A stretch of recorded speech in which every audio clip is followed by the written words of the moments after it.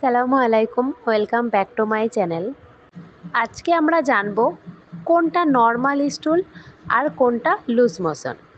অনেক মা না বুঝেই ভয় পান, আবার অনেক মা অনেক দেরি করে ফেলেন। আজকের ভিডিও আপনাকে এই দুটো থেকেই বাঁচাবে। আমরা প্রথমেই জানব নর্মাল স্টুল বা নর্মাল পায়খানা কেমন হয় বাচ্চাদের।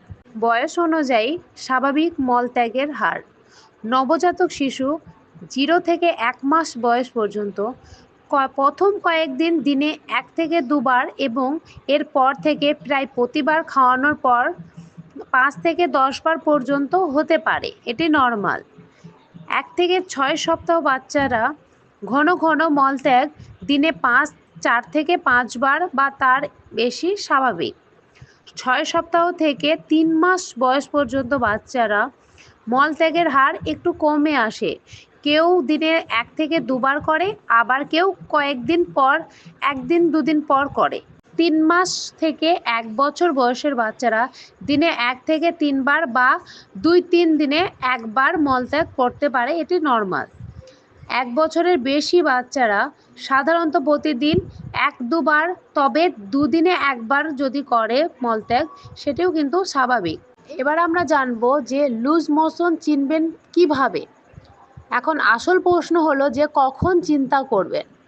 একদম পানির মতো পায়খানা যদি হয়, হঠাৎ করে অনেক বেশিবার, দুর্গন্ধ যদি যুক্ত থাকে বা রং যদি অস্বাভাবিক হয়, তাহলে বুঝবেন সমস্যা শুরু হয়েছে বাচ্চার।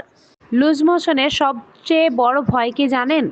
ডিহাইড্রেশন, শরীরে পানি কমে যাওয়া, প্রস্রাব কমে যায়, মুখ শুকিয়ে যায়, তারপরে চোখ ঢ্যাপা ঢ্যাপা হয়ে যায়, ফুলে যায়, বাচ্চা খুব চুপ হয়ে যায়। এই সময় দেরি করা একদমই উচিত নয়। এই সময় আপনি কি করবেন? বাচ্চার বুকের দুধ চালিয়ে যাবেন।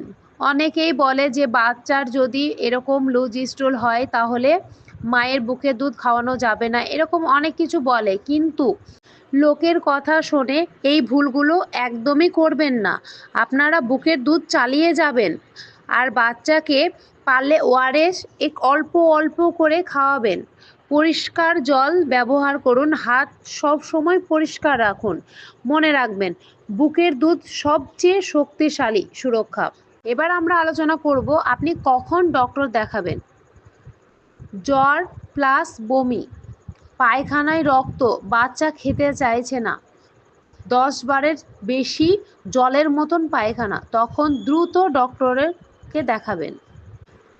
একটি কথা মনে রাখবেন, প্রতিটা শিশুর শরীর ভিন্ন, তাই মলত্যাগের ধরনও পার্থক্য হতে পারে। বাচ্চার ওজন এবং আচরণ স্বাভাবিক থাকলে ঘন ঘন মলত্যাগ নিয়ে দুশ্চিন্তা করবেন না।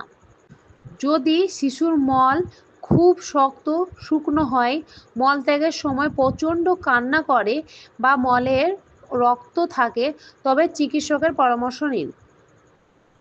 ধন্যবাদ। ভিডিওটি আপনাদের কেমন লেগেছে অবশ্যই জানাবেন। ভিডিওটি লাইক করে শেয়ার করে দিবেন। আল্লাহ হাফেজ।